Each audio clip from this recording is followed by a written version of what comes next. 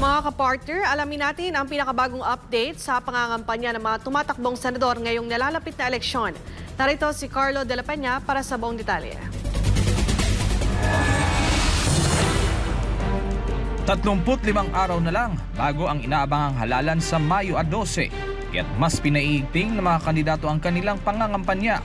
Walang tigil ang kanilang pag-iikot mula sa malalayong baryo hanggang sa mataong lungsod. Sinisikap nilang maabot ang bawat Pilipino upang iparating ang kanilang mga plataporma at adhikain.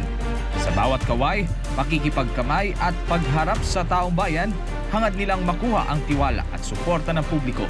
Lahat ng estratehiya ginagamit mula sa matinding door-to-door campaigns hanggang sa malalaking rally upang tiyakin na sila ang pipiliin sa darating na halalan. Narito ang pinakabagong kaganapan sa patuloy na pag-iikot ng mga kandidato sa iba't ibang panig ng bansa. Simulan natin sa Santa Rosa City, Laguna kung saan nakaharap ni Ariel Querubin ang mga empleyado ng lokal na pamahalaan. Sa probinsya rin ng Laguna nangampanya si Kiko Pangilinan. Nakadaupang palad naman ni Senator Pia Cayetano ang mga taga-Gumaca, Quezon.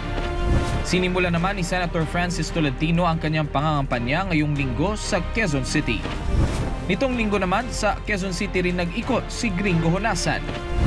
Nag-motorcade naman sa lungsod ng Maynila si Attorney Raul Lambino.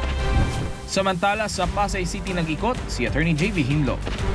Habang nag-ikot naman sa probinsya ng Capiz si Senator Bongo kasama si Philip Salvador. Si Bonifacio Busita nangampanya naman sa Pavia, Iloilo.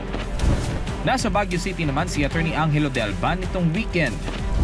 Nasa naturang lungsod din si Marval Buena para dumalo sa isang forum sa St. Louis University. Si Senator Amy Marcos naman nakaharap ang isang grupo ng magsasaka sa Pililla, Rizal nitong linggo. At yan ang pinakahuling update sa nagpapatuloy na campaign period para sa darating na halalan sa Mayo. Patuloy nating bantayan ang bawat galaw, plataporma at paninindigan ng mga kandidato para mas maging matalino at mapanuri tayo sa pagpili ng ating susunod na mga senador. Para sa mas marami pang updates, manatiling nakatutok dito lamang sa SM9 News. Para sa Diyos at sa Pilipinas nating mahal, Carlo de la Peña, SM9 News.